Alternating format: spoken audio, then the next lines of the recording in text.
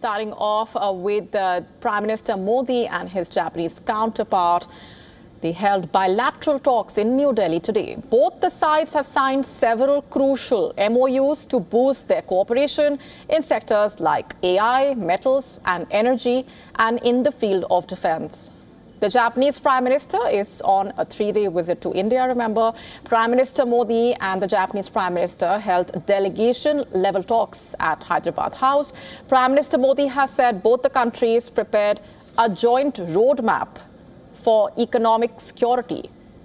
Prime Minister Modi also said that Japan has been an essential part of India's growth story.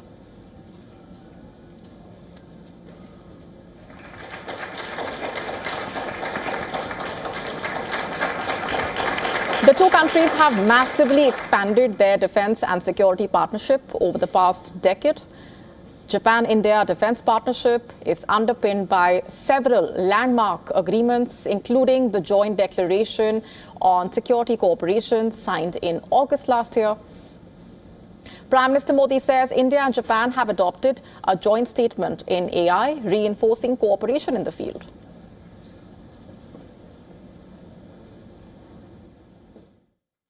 हमारे सहयोग का सबसे मजबूत स्तंभ बनेगी।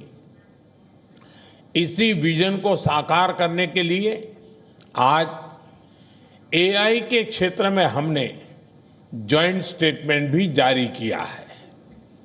भारतीय एआई इकोसिस्टम के कई प्रमुख संस्थानों में भी आज अपने जापानीज पार्टनर के साथ एग्रीमेंट्स किए हैं।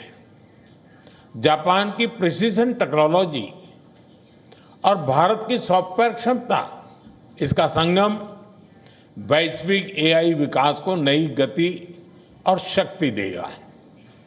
डिफेंस के क्षेत्र में आज हमने भारत और जापान के पहले को डेवलपमेंट प्रोजेक्ट पर एग्रीमेंट किया है। नेवल रेडियो एंटेना यूनिकॉर्न का यह प्रोजेक्ट हमारी डिफेंस टेक्नोलॉजी पार्टनरशिप में एक नया अध्याय खोलेगा। And stressing on Indo-Japan defense ties, the Japanese Prime Minister said Prime Minister Modi's Mahasagar policy aligns with Japan's free and open Indo-Pacific policy.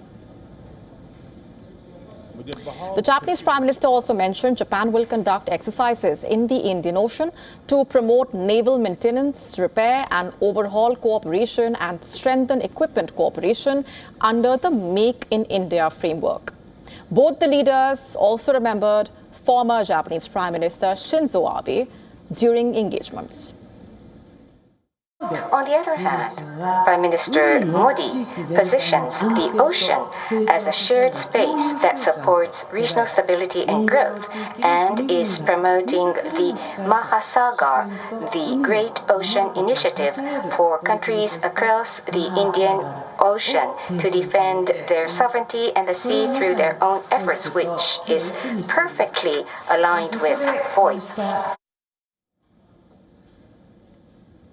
The two countries also regularly conduct bilateral exercises, remember.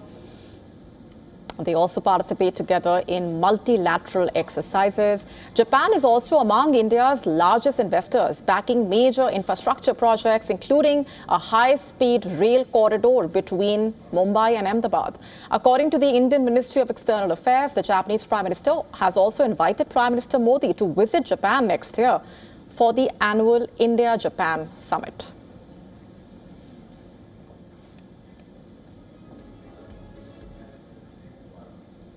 And with us on the broadcast this minute, Ambassador Deepa Gopalan Vadva, former ambassador of India to Japan, with us. Thanks very much for being here on the broadcast.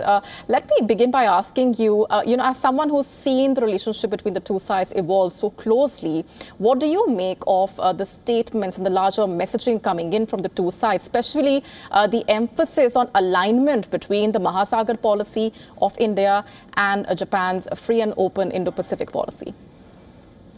Right. Thank you very much. Very happy to be on this program.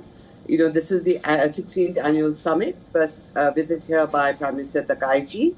And in the context of your question, Prime Minister Takaichi has just actually announced an updated VoIP strategy about last month, which was May 26th. And, she has pointed out about the convergences and the overlap between our own Mahasagar policy. As you know, that the principles of FOIP that Japan and India both hold are as important are really freedom of navigation, rule of law, and so on, and that this is very important for the peace, prosperity, and stability of the region. So I think what we did see as an endorsement of the updated FOIP policy. I should also mention that this is the 10th anniversary of the declaration of FOIP by Prime Minister Shinzo Abe, and so I think the importance of it being by being reiterated by both Prime Ministers is very significant. Right, and also the emphasis laid by the Japanese Prime Minister on the Make in India program. And how important, according to you, is it really for the two sides to really come together on that front and boost that aspect of the partnership? The economic relationship, part of the relationship has been extremely important in the case of India and Japan. And as you're aware, that Prime Minister Modi, when he went last year for the annual summit, we have annual summits, as you know, for the 15th annual summit to Tokyo last year, there was a commitment by the Japanese side that they would invest 10 trillion yen, which is about $61 billion in the coming decade in private investment into India.